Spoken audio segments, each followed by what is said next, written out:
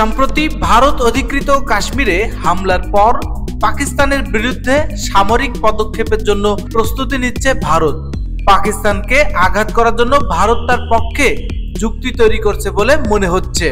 New York Times এক প্রতিবেদনে এ তথ্য জানিয়েছে। পত্রিকাটি ভারতের পররাষ্ট্র মন্ত্রণালয়ে দেওয়া ব্রিফিং এর সঙ্গে জড়িত 4 কূটনীতিকের উদ্ধৃতি দিয়ে জানায়, ভারতের প্রধানমন্ত্রী নরেন্দ্র মোদী 22 এপ্রিলের পর থেকে 1 ডজনেরও বেশি বিশ্ব নেতার সঙ্গে যোগাযোগ করেছেন। তবে এসব প্রচেষ্টা মূলত শান্তি আনার জন্য নয়, বরং সামরিক প্রতিক্রিয়ায় ক্ষেত্র প্রস্তুতের অংশ। গত বৃহস্পতিবার দেয়া এক ভাষণে মোদী সন্ত্রাসের আস্তানা ধ্বংসের হুমকি দেন, যদিও তিনি সরাসরি পাকিস্তানের নাম নেননি। নিউ ইয়র্ক টাইমস আরো জানায়, পরিস্থিতি অত্যন্ত উত্তপ্ত হয়ে উঠেছে। ভারতীয় বাহিনী কাশ্মীরের তল্লাশি অভিযান জোরদার করেছে এবং হামলার সাথে জড়িতদের খুঁজতে শত শত মানুষকে গ্রেপ্তার করেছে। এদিকে ভারতের প্রতিরক্ষা মন্ত্রী খাজা আসিফ হুঁশিয়ারি করে বলেন, যদি পরিস্থিতি উত্তপ্ত হয় আমাদের থামাতে কেউ পারবে না।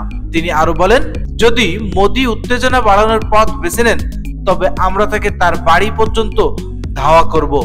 আসিফ অভিযোগ করেন, মোদী মিথ্যা প্রচারণা চালানোর জন্য পরিচিত এবং পুলওয়ামা ঘটনার সময়ও একই কৌশল নিয়েছিলেন। তবে তিনি দৃঢ়তার সঙ্গে বলেন, পাকিস্তান যথেষ্ট শক্তিশালী এবং প্রয়োজন হলে উপযুক্ত জবাব দিতে প্রস্তুত রয়েছে।